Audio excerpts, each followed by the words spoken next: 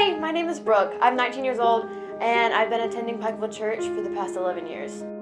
I feel like my time at Pikeville Church has really helped to set a foundation for my faith.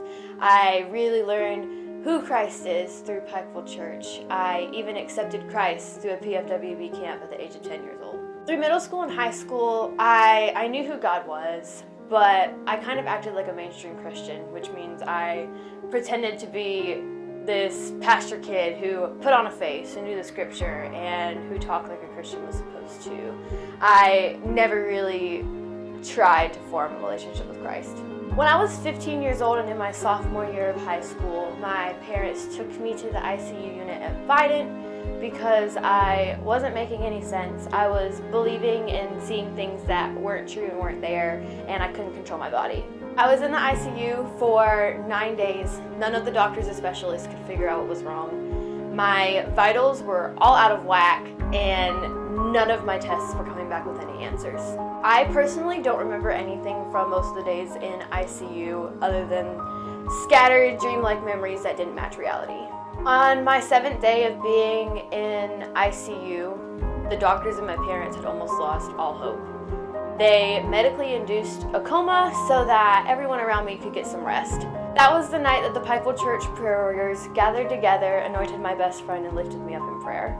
The next morning, my neurologist decided to try an experimental treatment, which was called an IVIG. Basically what that is, it's healthy people's antibodies that are administered through a PICC line, which went from my arm all the way to my heart, and it was supposed to make my antibody levels go back to normal. After my first treatment, the doctors and nurses started to see improvements. After about a day, I started coming completely back to reality, and I was eventually moved back to the children's ward where they kept giving me the treatment, and eventually I was discharged on Christmas Eve. I was discharged with a diagnosis of autoimmune Hashimoto's encephalitis.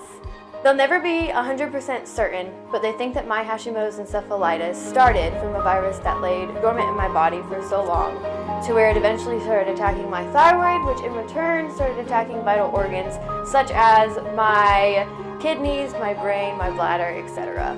The doctors didn't expect me to live, and if I did live, they expected a very long road to recovery, which included physical and speech therapy. But I never needed any of that. Since my time in the hospital, I've never had a doubt in my mind that there is a God. After I left the hospital, I was on fire for God. I wanted to go out and tell everyone, as Jesus says in Acts 13:47, about the ways to be saved, and I wanted to be a light for the nations. After about a year, I went back to how I was before the hospital. I pretended to be a Christian, I pretended to love God, but I still didn't know what it meant. It wasn't until college when I really realized that I needed and wanted to form a relationship with Christ. Once I got to college and I realized that I really wanted to form a relationship with Christ, it was easy because I had had the foundation from Pikeville Church the years before. Pikeville Church has always been such an amazing community that has always encouraged me, supported me, and accepted me with open arms.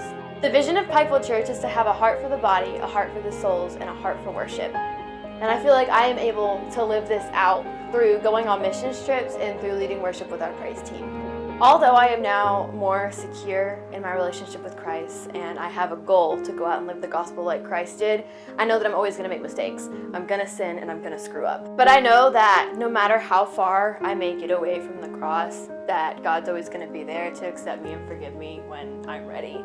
And so are the people of Pikeville Church, and that's why I love it here.